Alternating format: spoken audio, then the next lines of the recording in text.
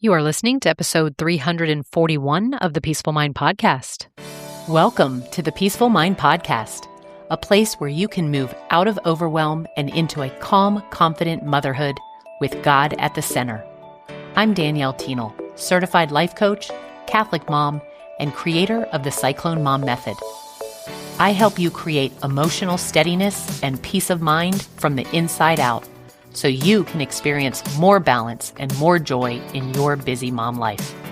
In the name of the Father, and of the Son, and of the Holy Spirit, let's get started. Hello, hello, hello. I'm so glad you're here. Welcome back to the Peaceful Mind Podcast. I'm Danielle, certified life coach, Catholic mom, and welcome to the Peaceful Mind Podcast. Today, I want to lovingly take apart 3 things that a lot of you moms are waiting for before you are letting yourself experience peace. And those 3 things are you're waiting for more time, more energy, and certainty. And I'm going to show you on the episode why waiting for them doesn't work and why peace doesn't arrive by mail and what exactly creates it instead. Because here is the headline of this whole episode. Peace is not on the other side of your circumstances changing. I'm a little bit fired up and passionate about this right now. Again, seeing and experiencing people who come to me who think that it's their circumstances. If those would change, then they would finally have peace. Peace is created in your mind. Now, with God's help, and also it's created right in the middle of the life you already have. And the way I speak about that is right in the middle of the cyclone of your life, the swirl. And I want you to stay with me to the end of this episode because I have an announcement about something that I'm really excited about with this podcast, and I think you're going to love it. Okay, so let's just start and take a look at these 3 things. Let's look at them one at a time. Peace, more peace will come when we look and we don't wait for time, energy, and certainty. So let's start. Don't wait for more time. Here is what I want you to know about this. The first thing that we are waiting for that's keeping us from peace is more time. We find ourselves saying, when the kids are back in school, when the soccer season ends, when the holidays are over, when the kids are older, we picture this calmer calendar out there in the future, and then we tell ourselves that's where peace lives. It lives on that future calendar. But let me ask you something. Have you ever actually arrived at one of those quieter seasons? Because I have, and I bet you have too. And here's what happens. The calendar opens up, and within, about 2 weeks, probably even less than that, new things flood in and fill it. So interesting how that happens, right? The season changes, but the mind comes with you. The mind that still scans, that still hurries, that's still saying there isn't enough time. I coached a mom who spent an entire spring telling me once school lets out, once the tax season ends, I guess you can take a guess at what she did for a living, then things will calm down. But guess what? Summer comes, tax season ends, and then it was camps and swim lessons, and cousins were visiting. And I think they thought, we're going to move. And there she was in this future quieter season that she had envisioned and kind of promised herself, feeling exactly as rushed as before. And that is because a full calendar was never the real problem. The real problem is a mind that believes that peace requires an empty one. The The truth I teach inside my time and time management work with my clients is you will never find time for peace. You can only decide for it. Because peace doesn't come, it doesn't need like a free weekend. It needs 10 unhurried minutes in the morning with your coffee and the question, what do I want to believe about today? That's what it needs. It needs a deep breath where you choose calm on purpose and thoughts that create the peace on purpose. And moms with packed schedules, they can feel a deep peace every day. And then moms who have wide open days, they can also feel anxious and frantic because the difference was never the hours. It was what their minds were doing inside of those hours. So for this first one, stop waiting for the season to pass. This season, the loud one, the full one, it's not the obstacle to your peaceful life. Okay? The next, don't wait for more energy. The second thing we wait for is energy. It's like, I'll work on my peace of mind when I'm like less exhausted. I'll pray more. I'll move my body more. I'll start the thing when I feel more like it. But here's the sneaky problem with waiting to feel like it. Feelings don't come first. And I've been teaching you all this for like 300 plus episodes now. Your feelings come from your thoughts. So if you're waiting around for motivation and energy to show up on their own, while your mind keeps thinking the thought, I'm so exhausted, I can't handle one more thing, there's nothing left for me, then you're waiting for a feeling that your own thinking is actually canceling out. And here's the part that sounds a little backwards, but I promise you is true. Peace is not something you'll have energy for later. Peace is actually where your energy will then come from. I mean, think about what actually drains you in a day. It's usually not the tasks themselves. It's the arguing with reality about the tasks. It's the resentment while you fold. It's the mental replaying of that conversation. It's the worry spinning in the background, kind of like an app you can't figure out how to close. There's the, this shouldn't be so hard kind of commentary running under everything you do.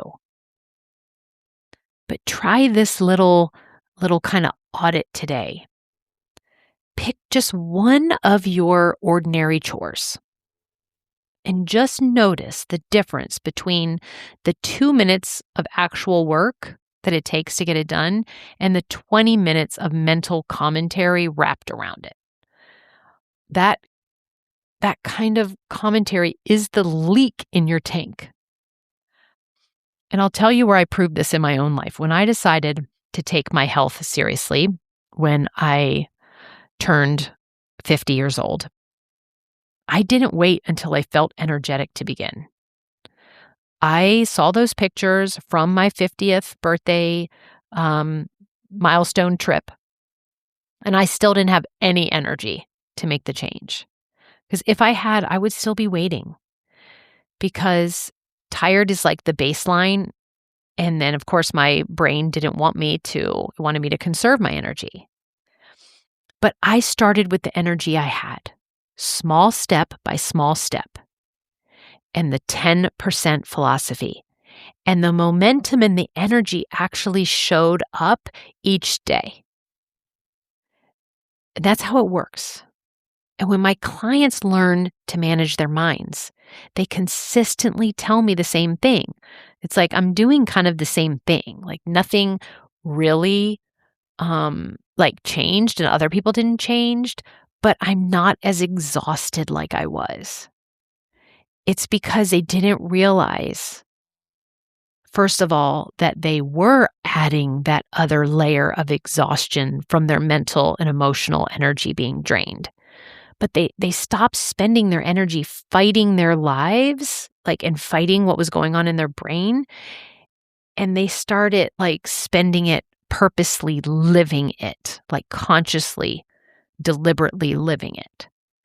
So don't wait until you've rested until you decide you're going to pursue and have peace. Make peace be your priority. And again, nothing else in your life has to change for you to have it because the feeling comes from your thinking. And watch it start handing you back what it is you desire. And in the meantime, yes, I want you to totally, exquisitely care for yourself and get some rest and go to bed and get that physical sleep. But you have to know you don't need to earn it first. Okay, the last thing that I wanted to have you stop waiting for is certainty. Because that is what we do. We wait for it. Certainty. I'll have peace once I know. Once I know if this school is the right choice. Once I know how the diagnosis turns out. Once I know whether the money will cover everything. Once I know whether the marriage will be strong. Whether my adult child will find their way. We all believe peace will arrive when our unknowns resolve, that what we're worrying about isn't something that we have to worry about anymore. But here's the truth. Guess I'm here today in these 3 things to give you the truth of it all. And that is certainty is not available, not for any of us. It never was. Even the things you can feel certain about today are still not guaranteed. And you actually know that. All like logistically, logically is really what I meant to say, is you know it. So if peace requires certainty, then peace is permanently out of an option for all of us. And the moms you know who seem peaceful, they don't have any more certainty than you do. They're human, living these human lives and the way that God made things and the way that what happened in the Garden of Eden happened, right? None of us, 0 out of the billions of us on this planet have certainty. But those moms that have peace just stopped kind of demanding it as what they need in order to feel peace. So actually available are 2 things, and they're better than certainty. And the first is trust in yourself. Not the belief that nothing hard will happen, but the belief that whatever does happen, whatever life gives you, you will be able to handle it. I mean, look at your track record. You have handled every single hard thing that has ever come to you so far your whole entire life. All of them. And how do I know this? Because you're here. And the second is to trust in God. He has never once left you. He has never left you unprovided for, not once. And you don't have to see the whole staircase in front of you in order to climb that one step. Just take the step to trust Him, and He'll take care of the rest. That's what our faith is for. If we had certainty, we wouldn't need faith. I got to really live out this really sweet full circle moment with this recently. So my twin daughters graduated from college this last spring. And I thought about all of the crossroads over the years where I demanded to know how things would turn out for them, right? If the school decisions were the right one, the worries that might have kept me up a little at night that would happen during that season. There was things that I wish I was sure I needed an answer before I could relax. And not one of those outcomes unfolded the way that my worried mind kind of scripted it out. And now afterwards, and I look back at their experiences at school, I mean, God's version, it was so good. All that demanding of certainty I remember feeling before they went and through the process. And it just brought me, it didn't bring me peace. But Now on the other side, right, I do remember as I was going along creating my peace within it, within the uncertainty. Yes, I'm on the other side to look back and look like, oh, everything worked out. It was a great experience. They chose the great schools and they ended up having great friends and everything like that. But it was before they went, there was all this uncertainty that kind of I got all wrapped up in. And then along the way, I see that it was my job, even though that there was challenges and ups and downs and hard stuff. So, and the last thing I want to say about certainty, because I know your brain will argue that worrying is useful. And I will tell you that turning it over and over, turning it over to God is being responsible. But worry, it doesn't prepare us for anything. Worry rehearses pain without producing a single plan. So when we're uncertain about something, I want to caution you about choosing worry. If there's something to do, do it. If there's something to decide, decide it. And everything after that belongs to trust. Trust in God, trust in yourself. So when your brain says, I just need to know how this all turns out, I want to be certain, you can lovingly answer, no. I just need to know who is in it with me. And that, my friends, I know you already know. So those are the three things: time, energy, and certainty. We want to stop waiting for these things before you create peace for yourself. But let's just zoom out a little bit. Because did you catch what time, energy, and certainty all have in common? Every one of them places your peace outside of you and out in the future somewhere that you aren't right now, at some time that isn't the present moment. And as long as you believe that peace lives outside there, you can't have it, like by definition. Because you only ever get to live right here in the now, in this hour, in this house, with this energy level. And we only get to live it with the uncertainty of not knowing how everything turns out. But on the flip side, the place I'm trying to take you to, when you understand that peace is created from the inside, through the thoughts you choose, the feelings that those thoughts create, and the action of trust that you place in God and yourself, then peace comes straight to you. It becomes available on any type of days: the loud days, the tired days, the chaotic days, in the middle of not knowing, in the middle of uncertainty. This is the entire foundation of how I coach. It's the most important thing I will ever teach you. Your circumstances do not have to change for you to feel better, to feel peace, to have peace of mind.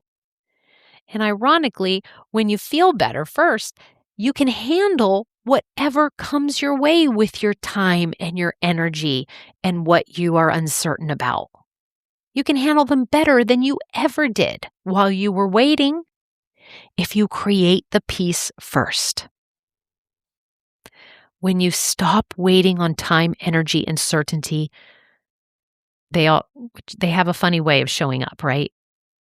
But the mom who creates peace in her full calendar suddenly notices, oh, I have pockets of time I didn't see when I was so frantic here. Okay, so catch yourself if you're somebody who's in the waiting. Every time you hear, I'll feel better when, or once this settles down, I want you to stop and ask, what am I waiting for? Time, energy, or certainty? Name which one it is, because naming it takes away half of its power right there. But then ask that follow-up question: what would I think and do and trust if peace were available right now, right here? Because it is. Right? Write that question on a sticky note if you have to. Okay, everyone.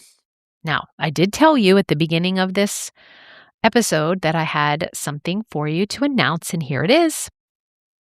everything I taught you today, that peace is created and not found, and that you can feel calm, in control, and confident no matter what's swirling around you, I laid out step by step in my signature book, The Cyclone Mom Method. If you're a long-time listener, this won't be something new to you that I have this book, and it's the process that I take all my clients through. It's kind of like the blueprint, right? Foundation. Pretty much that's underneath almost every episode of this podcast. And if today's episode stirred something in you, that book is your next step. And I've made it as easy as I possibly can. The paperback version has been available to you. It's always, you can get it in the show notes, but you can also get it if you go to my resources tab on my website. But I also have a digital version, and that digital version, it's just $4.99, but it comes with a bonus audiobook and a bonus workbook, right? So you can read it or you can listen to it when you drive, walk, fold that laundry.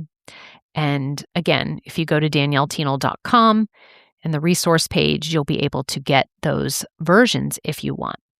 But here's the announcement part. Something that I've never done before is starting next week, right here on the podcast, I am going to give you my entire Cyclone Mom Method for free. What I'm doing is it's going to run for 4 weeks, and I'm going to give you a part section of the book through that whole month of September, and this is when it'll come out live. Now, just for you to know, the audiobook, I recorded it when I wrote the book years ago, but it is only ever been available if you buy the digital version. It comes at that bonus. So this is the first time I'm making it available in another format. So the whole method, the audiobook itself, I'm going to break it down into a series, and I'll frame kind of each part for you along the way. But here's how it'll work. Each week, I'll come on and I'll set up what the parts of the book you're going to hear covers and what to listen for. And then you'll listen to the sections of the audiobook in full. And then I'll probably close a little each episode by pointing you towards what's going to come the following week. But by the end of the month, you will have received the complete method, start to finish. The same framework that has helped so many moms go from spinning in the cyclone to standing calmly in the eye of it, where all of the power lies. So I've done some series, but I've never done anything like this. And I'm doing it because I want so much for you to stop waiting for more time, for more energy, for more certain, to have the tools to have the method and the process available and at your ears. So that is the announcement that I have. And all you have to do is show up next week and press play, okay? And tell a mom friend who needs it. Pass it on, share it. Or maybe better yet, tell her today and then get prepared and you guys can go through it together and talk about it. That would be awesome. Your own little book club for peace. All right, my beautiful mamas, that is what I have for you this week. I will see you next week for part 1. And until then, may peace be with you always. Thank you for listening to the Peaceful Mind podcast. If you've been feeling a quiet desire for more peace and steadiness in your motherhood, I invite you to take the next step of scheduling a free coaching consultation with me. We'll meet over Zoom to explore options and possibilities of how having a personal life coach and mentor could help you experience the exact motherhood and life your heart desires. To talk through current options, schedule a free coaching consultation today. You'll find the link to schedule in the show notes. It would be an honor to support you at any stage of your motherhood journey.